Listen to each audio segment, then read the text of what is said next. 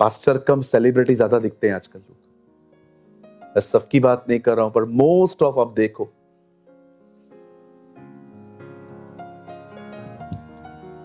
कुछ लोगों को देख के तो ऐसा लगता है कि प्रार्थना से नहीं, ब्यूटी पार्लर से सीधा यहां आ गए। आप जानते हैं, एक मिशनरी एक गांव में गया, उसे वहां पर प्रचार किया, बहुत सारे लोग विश्वास में हैं और 2 बच्चे भी विश्वास में। आप जानते हो दोनों लड़कों की एज सेम थी, 19। उस बायोग्राफी में लिखा है वो 19 साल के थे और 19 साल के लड़के प्रभु में बढ़ने लगे और उनको पता चला कि उनके गांव से 400 किलोमीटर दूर एक गांव है, वहां पर एक भी प्रभु को नहीं मानता और जो लोग वहां प्रचार करने जाते हैं वो उसे खत्म कर देते। उन दोनों लड़कों ने डिसाइड किया कि वो वहां पर जाएंगे। जब वो लोग अपने गांव से निकल रहे थे, एक शिप के थ्रू वहां जा रहे थे, पूरा गांव उनके सामने खड़ा था और सब रो रहे थे क्योंकि हर एक को पता था वो वापस नहीं आएंगे। और जब वो दोनों शिप पे खड़े हुए, आप जानते हो उन्होंने एक ऐसी लाइन कही, कहते हैं इसी लाइन की वजह से हजारों मिशनरी पैदा हुए थे। पता है उन्होंने क्या कहा? जब सब लोग उनको देख रहे थे और सब रो रहे थे कि ये वापस नहीं लौटेंगे, उन दोनों लड़कों ने खड़े होकर कहा, होने दो कि वध किया हुआ मेमना अपने बलिदान का प्रतिफल पाए।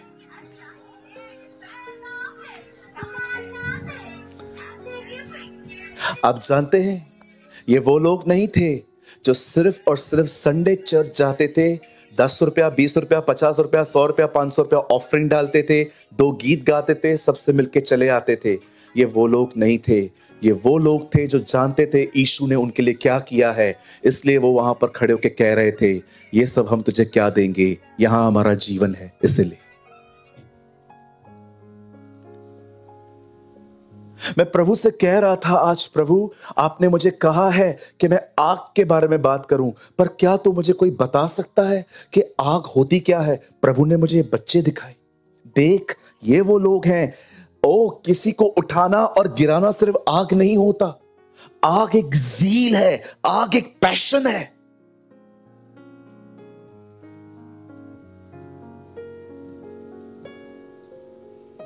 कितना डिफरेंट है ना ये सब, और कितना डिफरेंट है ना जो आजकल हम सुनते हैं। आज हम सुनते हैं चंगाई, छुटकारा, आशीषें, लेकिन यीशु मसीह अपने दिनों में प्रचार करते थे, धन्य है वे जो मन के दीन हैं, धन्य है वे जो नम्र हैं, धन्य है वे जो शोक करते हैं, धन्य है वे जो सताए जाते हैं। धन्य का मतलब होता है आशीष, मुबारक, ब्लेसेड।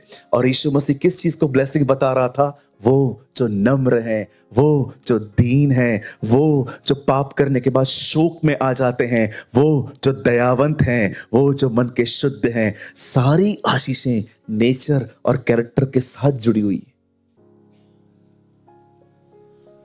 कितना डिफरेंट गॉस्पेल है ना ये। आज मैं प्रभु का एक वचन पढ़ रहा था जहां लिखा था चिंता मत करो। मैंने आगे पीछे पढ़ा, मैं हैरान हो गया। पहले लिखा था धन को स्वामी मत बनाओ, बाद में लिखा था किसी का न्याय मत करो, और बीच में लिखा था चिंता मत करो। मुझे प्रभु ने कहा, देख रहा है सैंडविच, तू लोगों की जिंदगी देखना छोड़ दे और पैसों को अपना मालिक मत बना, तू चिंता पे जय पा लेगा। ओह अमेजिंग, रीड इट। वो पहले कहता है धन को अपना स्वामी मत बनाओ, तुम 2 स्वामियों की सेवा नहीं कर सकते। उसके बाद वो कहता है चिंता मत करो, फिर वो कहता है न्याय मत करो। मैंने कहा प्रभु ये आगे पीछे आपने ये क्यों लिखा है? जो दूसरों की जिंदगियों को देखते रहते हैं और जो पैसों को अपना मालिक बनाते हैं, ये हमेशा परेशान रहते। तो इन दोनों चीजों से अलग रहे तो चिंता पे जय पा लेगा। Wonderful, amazing Jesus. आपने देखा है कभी कभी खाली हमें पता चले हमारे बाजू वालों ने मर्सिडीज बैंस ली, लेके वो आएंगे, झगड़े हमारे घर में होंगे, सीधा बहने जाएंगी पति के पास, तूने किया क्या है? हाँ, वही एक रूम के घर में रहते। क्यों? क्योंकि आप दूसरों को देख रहे हैं। और दूसरे कौन से लोग परेशान रहते हैं? जिनको जो है उसकी में संतुष्ट नहीं है, और चाहिए, मला और पाहिजे, और चाहिए, और चाहिए.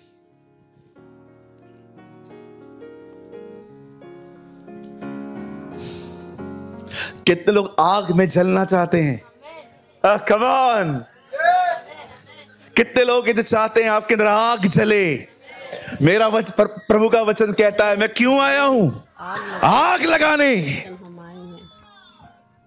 आग. सच्ची कहता हूं, आज आग है मुझ में. जॉन वेस्ली ने कहा, मैंने अपने आप को आग के बीच में रखा है ताकि सब मुझे जलता हुआ देखे. क्या जिंदगी है ये जिसमें आग नहीं है? मैं आपसे पूछना चाहता हूं, जब आपको बाइबल पढ़ने का मन, आपके सामने मोबाइल पड़ा है, बाइबल पड़ा है, बाइबल लेने में स्ट्रगल हो रहा है, लेकिन फोन आप ऐसे ही ले रहे हो, आपको नफरत नहीं है जिंदगी से जिसमें आप बाइबल नहीं उठा पा रहे हो? आपको कोई कह दे कि आज अगर तेरे को एक जॉब चाहिए 1 लाख रुपए वाला, रोज तुझे 4 बजे निकलना पड़ेगा, 6 बजे पहुंचना पड़ेगा, 12 बजे छुट्टी, 6 घंटा काम, 1 लाख रुपया कमाएगा.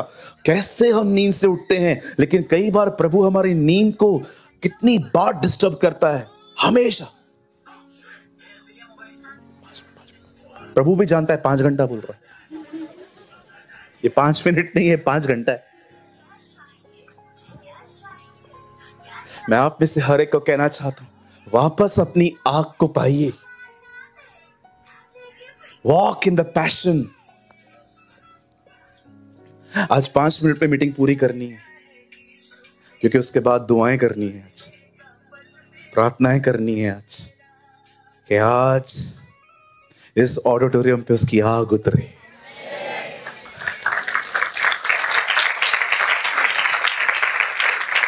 ओ मेरी तो इच्छा है आज जब आप इस सीढ़ी से नीचे उतरे ना, तो आपका नीचे उतरना भी इस तरह हो.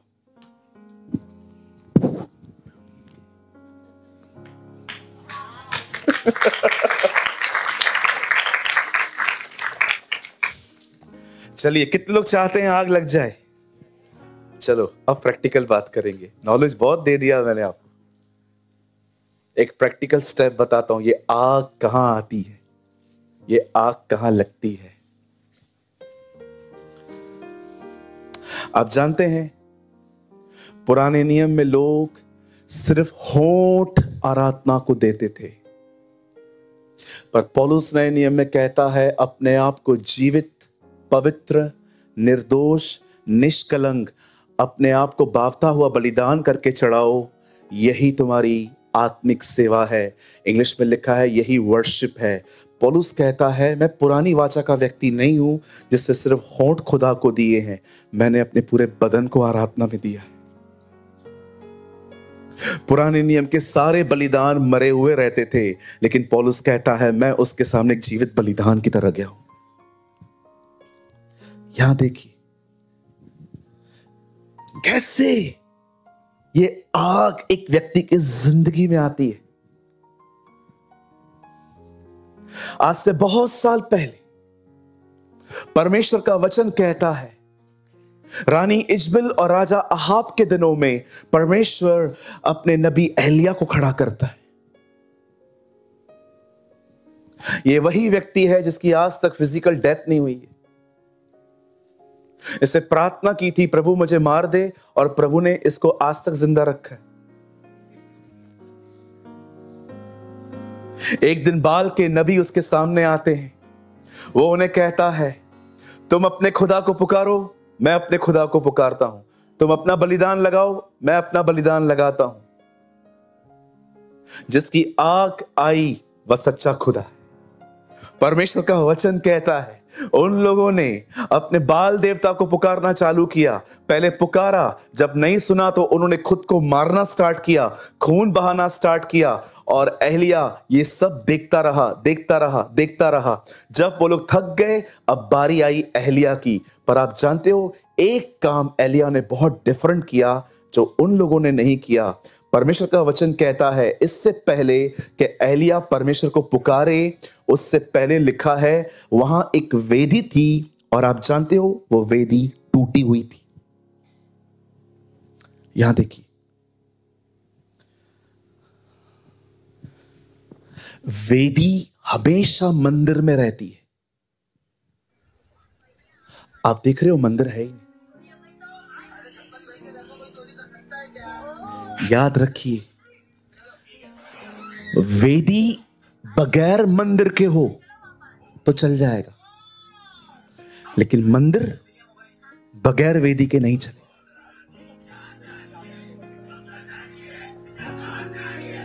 एक वेदी है वहां, और वो वेदी पे टूटी हुई है।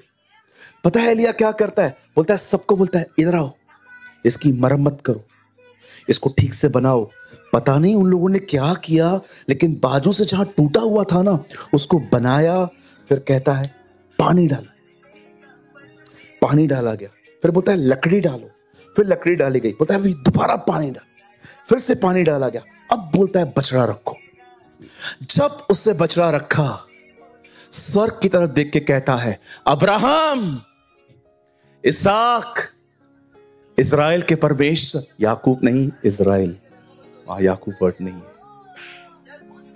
देख, ये वेदी यहां है, अपनी आग भेज और प्रकट कर, मैंने ये सब कुछ तुझसे वचन पाके किया है। लिखा है आमीन भी नहीं कहा गया था, आग आ गई। आप जानते हैं आग कहां आई? मरम्मत की हुई वेदी। आप चाहते हैं आपके ऊपर आग आए? अपने प्रार्थना जीवन का मरम्मत करो।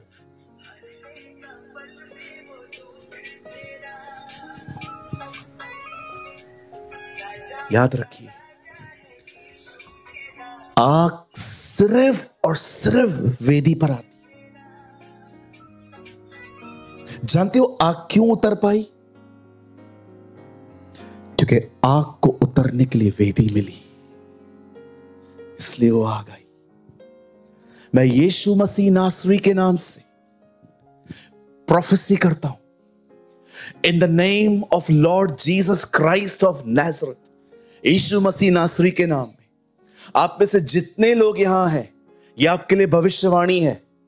याद रखिएगा, यदि आपके पास एक प्रार्थना जीवन है, परमेश्वर के पास आपको देने के लिए आग है।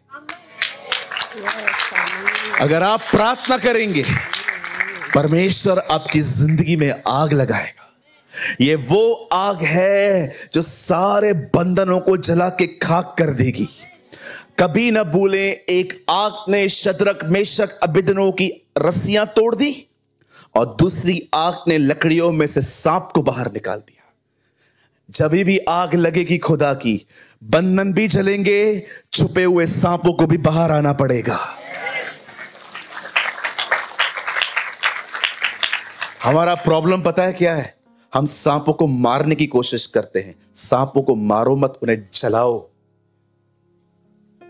आप नहीं मार पाओगे उसको।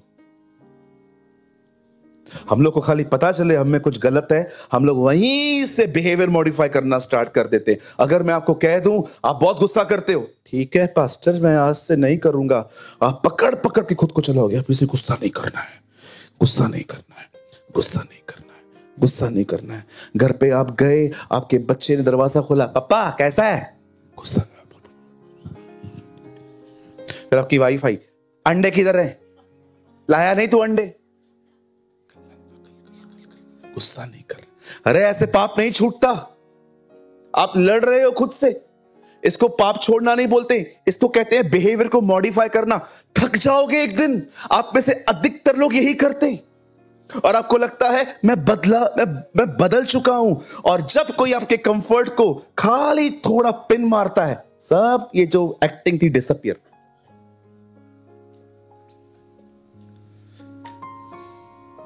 कई लोग जो है ना, बिहेवियर मॉडिफिकेशन को सोचते हैं मैं बदल चुका हूं, अब मुझे गुस्सा नहीं आता। मैं भी इसी बात पे बिलीव करता था, तब तक जब तक मैं बुरे लोगों से नहीं मिलता था। लेकिन जब कोई मिला और किसने सीधा बोला, ए प्रेमानी, क्या? मुझे आज भी याद है, हम लोग पुणे गए थे। गौरंग है यहां? नहीं आया आज। हम लोग पुणे गए थे, पवित्र पवित्र नाम देवालय में एक मीटिंग थी। प्रदीप भाई हैं यहाँ पर? हाँ, वो बैठे हुए। ये गौरंग सब मेरे साथ में थे। तो पब्लिक है ना कुछ ज्यादा ही आ गई थी मीटिंग में, और मैं कोई बड़ाई के लिए नहीं कह रहा हूं, सब मुझसे मिलना चाह रहे थे। तो ये लोग मेरे आगे खड़े थे मुझे कवर करने के लिए। पब्लिक ने इनको ऐसा धक्का दिया, कार के दरवाजे खुले पड़े थे, ये सीट के अंदर जाके सेट हो गए। गौरंग वहां खड़ा था, उसको ऐसा धक्का दिया, वो पीछे होके सीट पे अंदर सेट हो गया। और जैसे मैं बैठा, मैंने पूछा और भाइयों सब कैसा हो? सबने कहा मां कसम आज हम अपनी नम्रता खोने वाले थे। आप जानते हैं आप कैसे हैं, ये आपको कैसे पता चलेगा? जब आप बुरे लोगों से मिलोगे। नहीं तो चलो गलत फहमियों में। मैं नम्र, इतना नम्र कि यीशु ने भी मुझसे नम्रता उधार ली है। इतना humble. Some people are very humble.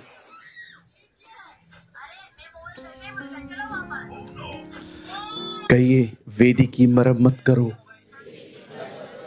कहिए समय बर्बाद मत करो, बाजू वाले को बोलो प्रार्थना करो। बिली ग्राम ने कहा आग पाने के 3 रास्ते हैं। पहला रास्ता प्रार्थना करो, दूसरा रास्ता प्रार्थना करो, तीसरा रास्ता प्रार्थना करो। प्रे। लेकिन पास्टर कितनी टाइम प्रार्थना करें, कितना समय प्रार्थना करें? जानते हैं आपकी प्रार्थना 5 मिनट में क्यों खत्म हो जाती है? आपको बताऊं? क्योंकि आप में वचन की कमी है।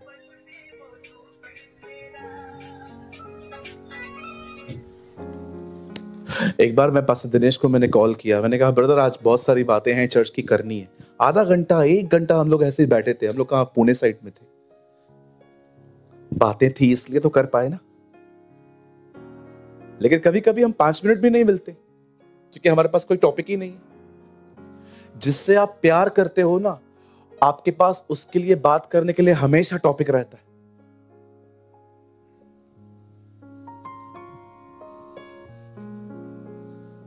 प्रार्थना वचन प्रार्थना को जन्म देता है, और प्रार्थना आग को ले आती है, और आग बंधनों को खाक और जला देती है।